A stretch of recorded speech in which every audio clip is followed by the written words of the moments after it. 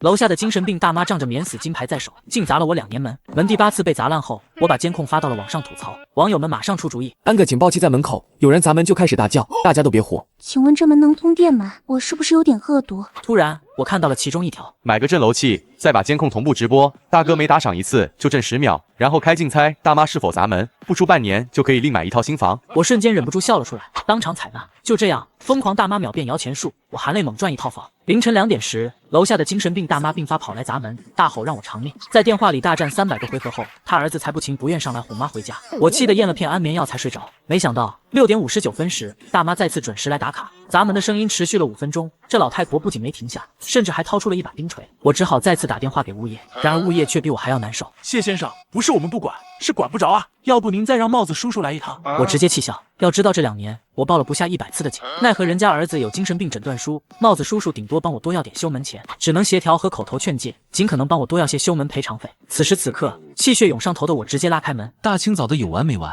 大妈瞬间一愣，举着钉锤的手僵在半空，被我吼清醒了。结果下一秒，她突然再次发疯，哪来的混小子？我儿子说了，一锤2块，他花了钱的。这下我彻底无语了，他儿子仗着别人奈何不了大妈，真是越来越纵容了。于是我索性1不做2不休，直接跑到了大妈建门前，只要大妈砸我家门一下，我就也狠狠砸向他们家门。他家门是老式的绿皮铁门，本来就不结实，被我这么一砸，直接多出了个凹痕。我顿时感到无比兴奋，砸得更起劲了。终于，他儿子杨大毛忍不住出门了。又是你！昨天我们也赔了，你还有什么不满意的？都说了我妈是个精神病，你能不能别这么斤斤计较？不就敲你2下门吗？搞得像我没赔你一样。我闻言冷笑，这妈疯疯癫癫的，你这儿子不光继承了他的爹，还发扬光大了。我告诉你，你妈可说了，砸1次2块钱，我心善不要钱。从现在起，你妈砸我门多少下，我就还你多少下。说完，我举起擀面杖又要砸下去，这时老太婆却回来了，挡在杨大毛身前。远点，你别打我儿子啊！说完还要冲我下跪磕头，被杨大毛及时抱住安慰。我却冷笑道：你拦着干嘛？他这道歉可比你真诚多了，当儿子的多，学学。然而话音刚落，隔壁爱管闲事的老邓又来了。小伙子，算了算了，都不容易，人家带着个有病的妈，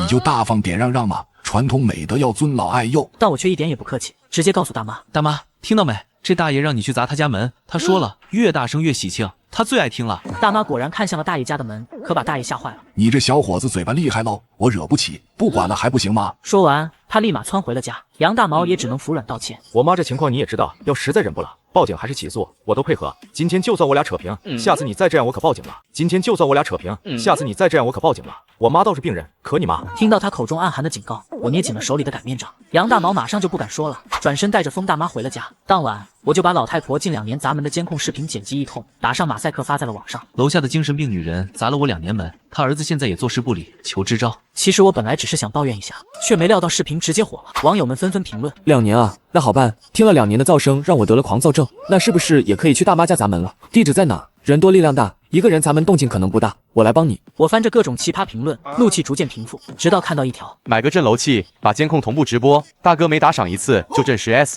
然后开竞猜大妈是否上来，不出半年另买1套。一个计划瞬间浮现在了我的脑海中。2天后，我正式开播，标题就是疯批邻居砸门直播记录。得益于大数据的推荐，网友们纷纷涌了进来。我也在收到了礼物后，马上打开了脚边的震楼器。5奖竞猜了，右上角积分买定离手，1分钟还是3分钟？大家拭目以待。5奖竞猜了，右上角积分买定离手，1分钟还是3分钟？大家拭目以待。结果不出10秒，老太婆就来到了门前，她掏出了一根粗钢筋，狠狠砸向大门。去死吧你！去死！去死！一瞬间，直播间人数飙升破万。我赢了，这老太婆急得血都穿错了。你们不觉得恐怖吗？天天被这样骚扰，又是老年人，又是精神病，怪不得博主2年都解决不下来。娱乐归娱乐，建议主播还是搬出去住，毕竟这精神病女人还有个儿子。精神病是什么免死金牌吗？凭什么要让受害者妥协？我关注博主1年多了，这房子是他父母留下的，该搬出去的是那对仗着精神病行凶的母子。看着评论区无数人为我说话，我的心里划过了阵阵暖流。谢谢大家的建议，搬家我也考虑过，但毕竟手里没存多少，积蓄也舍不得卖房，所以就暂时按耐住了。不过我会时刻注意安全的。满屏的礼物瞬间不断跳跃，博主快接大门广告，广告词都帮你想好了。你家的防盗门能抵住精神老奶几回砸？我闻言一愣，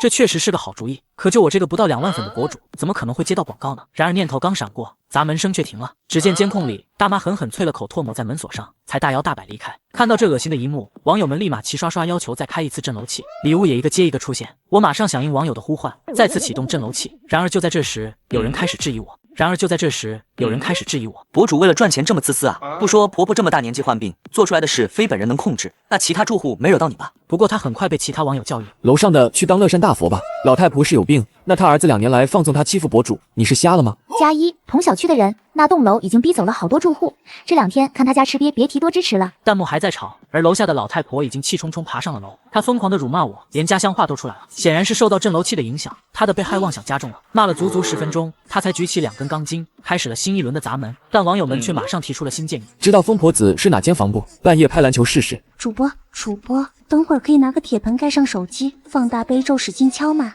有效我今晚就这样搞我楼上天天溜冰的破小孩。就这样，根据弹幕上各大网友的要求，我一会开震楼器，一会敲铁盆，一会去他家门口放警报器，而每一次老太婆都会像人机那样准点刷新出来。不知反复多久，老太婆终于没劲了。然而当她再一次出现时，我发现她居然提着斧头，我来不及也不敢阻挡，只能眼睁睁看着她高举斧头，把门砸得震天响。此时我顾不上直播，起身走向大门，幸亏我在就准备好了电棍。然而正当我犹豫开不开门时，突然听到杨大毛的怒吼：妈，不是给你准备了一堆东西吗？你拿哪个不行，非挑这个，烦死了！那臭小子又要撒泼打滚坑我钱了。我去，我就说那老太婆一天到晚砸门工具有那么多，感情是她好儿子特意给我准备的大礼。直播间自然是听不到杨大毛的嘀咕。下播后大家还庆幸他及时赶到，人还不算坏的彻底，但我气得破罐子破摔，准备雇2个壮汉半夜套麻袋打他一顿。可我还没动手，却接到了防盗门厂家的电话。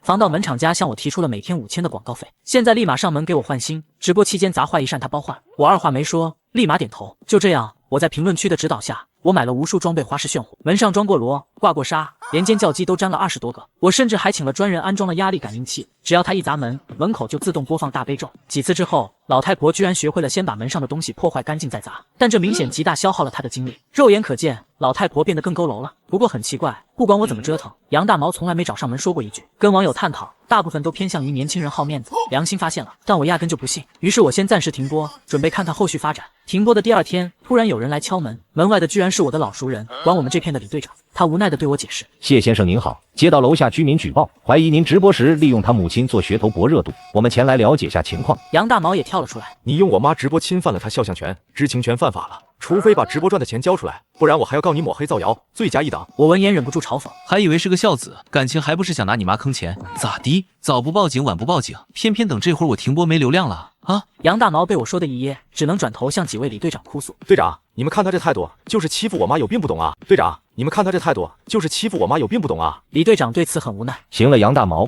这2年到底是你们欺负他，还是他欺负你？你自己心里清楚。谢先生这次是有失偏颇了，但这是被王阿姨多年刺激下的反抗，这次就批评教育一下，直播间可别再开了。我连忙点头，但杨大毛不干了：你们就是一伙的，我要举报你们处罚不公，欺负我们老百姓！李队长马上打断他：杨大毛，这2年处理你妈的事，我们出警不下100次，你逼走多少邻居了？说我们处罚不公，难道我们这2年让你妈和你蹲过局子吗？杨大毛吓得缩头，但还是不甘心顶嘴：我不管，反正他拿我妈赚钱，就得跟我分成6次也行。李队长无奈，只能冲我看了一眼，我故作同意，打开了直播后台，看到礼物分成有6位数。杨大毛突然反悔：不行，你这段时间故意挤我妈上楼，导致她精神身体都不好，你得负全责。我也不要你多了，30万买断，剩下的我也不跟你争。我也没跟他争，只是拿起手机一顿操作。杨大毛以为我在转账，激动地盯着和我的聊天页面。然而不到5分钟，我高兴大喊：好了，我全未成年退款了。此话一出，杨大毛傻眼了：你凭什么退？你凭什么退？这全是我妈赚来的，你还要不要脸？他气得要打我，却马上被李队长挡住了。杨大毛气得脑门冒青筋，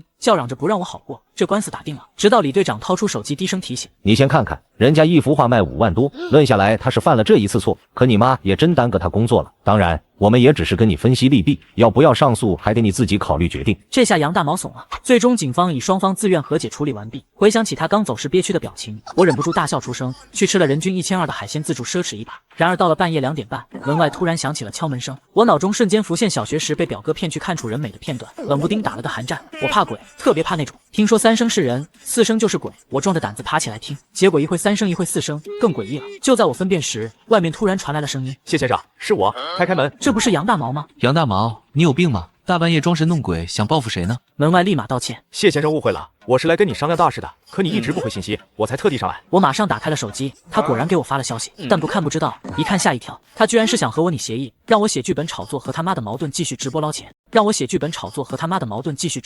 此时此刻，杨大毛还在门外劝我：这可是双赢啊！ 55分我也没占你便宜，毕竟我妈还要治病，要戏份起来太伤我们邻里关系了。你还年轻不懂社会险恶，要多听听我这种经验丰富。门外的杨大毛幻想着他的宏图大志，我却沉默得给物业和李队长打了电话。我又不傻，指定不会大半夜隔着门和他互骂。万一他遗传了他妈那病，发疯破门进来，我不就完了吗？李队长来了以后，杨大毛只能给我道歉。鉴于我们两家矛盾，李队长暗示我暂时搬出去避避。我对此有些委屈，凭什么正常人要一味让这种有潜在风险的攻击分子？于是第二天，我把这些天跟杨大毛的2次冲突发在了账号，评论区里的网友纷纷义愤填膺。没爹生没爹养的出生，真显着他了，还想分成？要不是博主自己有粉丝基础，直播间会有人送礼物吗？哥，我是你同小区邻居，在群里加你了，同意一下。我有专业保镖团队，有账号，有业绩，这次真给我们兄弟姐妹看来气了，无偿上门帮你。其他网友也纷纷响应，把我放在橱窗里的画作采购一空。我也被网友们的热心感动了。大3那年，我爸妈车祸去世，曾经关系好的伯父舅舅们为了赔偿款争得头破血流，我请律师打官司，哪怕被骂白眼狼克死父母的灾星，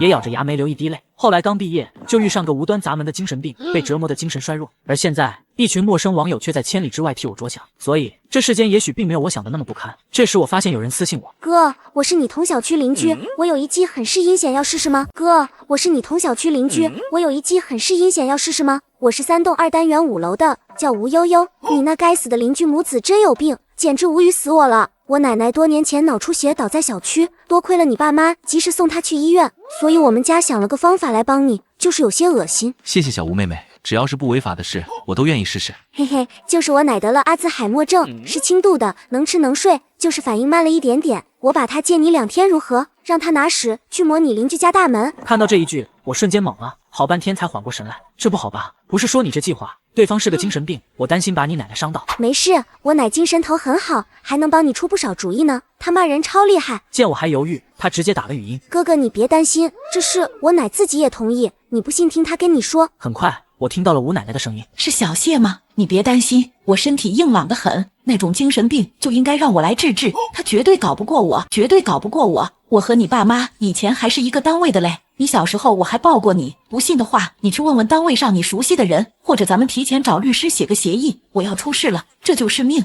怨不到你身上。要真帮不了你，我趴下去了也不敢见你爸妈。我被宋奶奶突然的抽噎吓一大跳，连忙安抚。在她刚说的时候，我就已经想起来了。何止小时候抱过我，幼儿园好多时候我爸妈没空接，都是宋奶奶帮忙。他们去世后，那些亲戚们大闹灵堂，逼我交出赔偿款，还是宋奶奶带着一堆老头老太太挡在我面前护着。想到这，我也止不住哽咽摇头，跟着宋奶奶哭。最后吴悠悠直接拍板，就这么定了。谢哥哥，等我们2天做准备，周天我带着奶去找你。与此同时，被网友号称白社会的保镖团队真联系我，还特意选了3男2女跨省开车赶来。我提前算了一下后续情景，还是觉得正常人争不过精神病。电话商量后，果断拜托他们去保护宋奶奶。周日这天，3方人齐聚我家，看着保镖队的大肌肉壮汉和帅气姐姐，我也来了信心。接下来该准备行动了。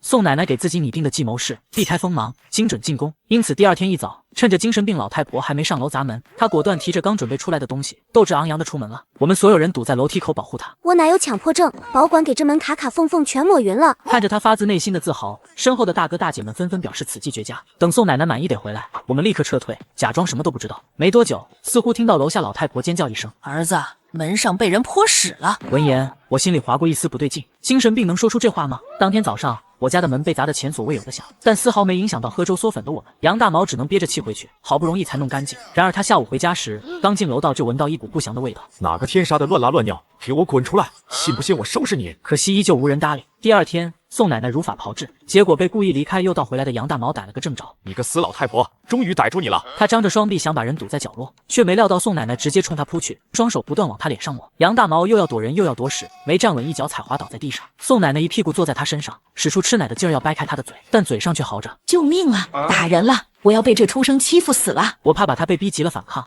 也冲上去大叫：“杨大毛，你居然敢打人！宋奶奶可79了，磕着碰着的，你赔得起吗？”刚伸出手的杨大毛立马吓得不敢再动了。然而我刚松一口气，杨大毛有病的妈就听到动静出来了。见儿子被人摁在地上捶，他边叫边扑了上来。我见状果断固住了他。报警啊！快报警！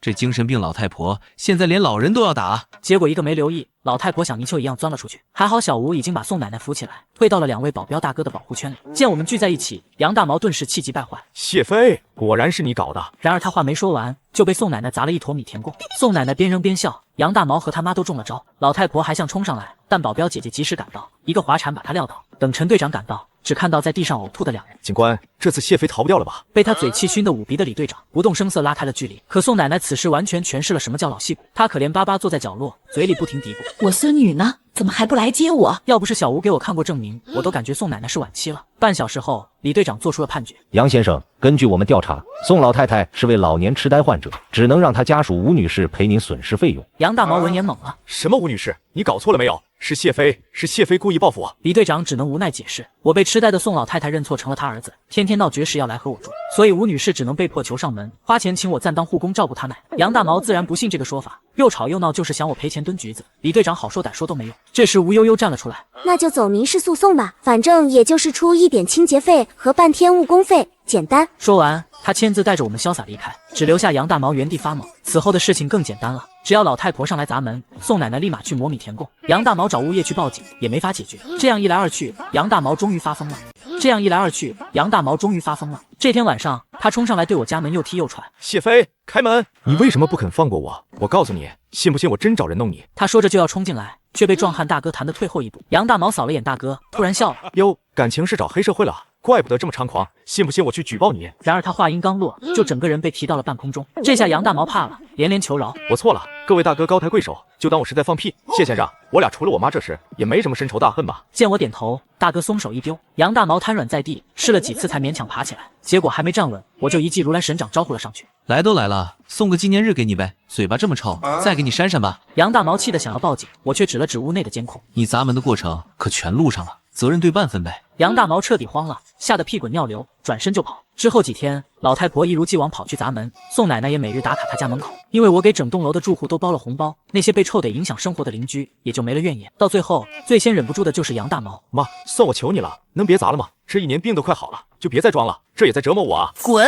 我不砸心慌，要不是天天去砸那小子的门缓解，我每个月要钱，你付得起吗？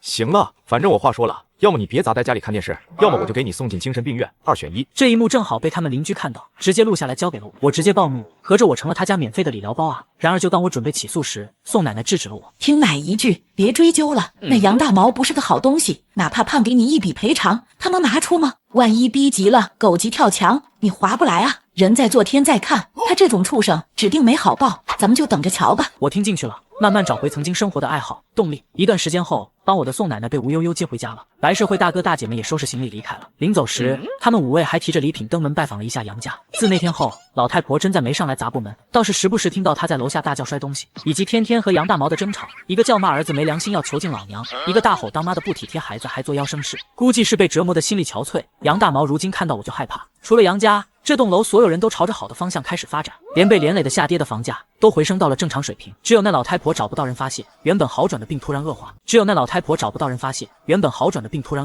有天，他拖出杨大毛藏在床底的斧头，直接把自家房门劈了个对穿。随后，他喊着自己没病，把家里砸了个稀巴烂，还跑到了杨大毛当保安的公司楼下。正在刷视频的儿子吓了一跳，赶紧让他离开。见儿子要赶他走，老太婆哭得稀里哗啦，当街拉扯起来。恰好这天公司老总要回来签大单，担心被领导处罚的杨大毛不得不把他妈一同带进了保安亭，但还是出意外了。老太婆非说杨大毛拉杆是想把他举起来摔死，然后用力扑过去掰烂了机器，铁杆失控砸到了刚行驶过来的宾利身上。老总下车看见是个精神病，大发善心准备不追究，还安慰起了杨大毛。怎料老太婆突然大喊：爹啊，你是来带女儿下去享福了吗？这可把老总气得够呛，生意人多少有些迷信，于是他立马改口让杨大毛赔偿损失，他自己再额外加钱做慈善。被迫辞职又背上大笔债务的杨大毛彻底破罐子破摔了，他先将他妈送进精神病院里，再转头卖房揣着钱逃了。或许是报应真的来了，逃跑的半路上，他为了节约20块坐了超载的黑车，结果发生车祸，杨大毛直接上天。我忍不住感叹，果然人活一世，还是要多做好事啊。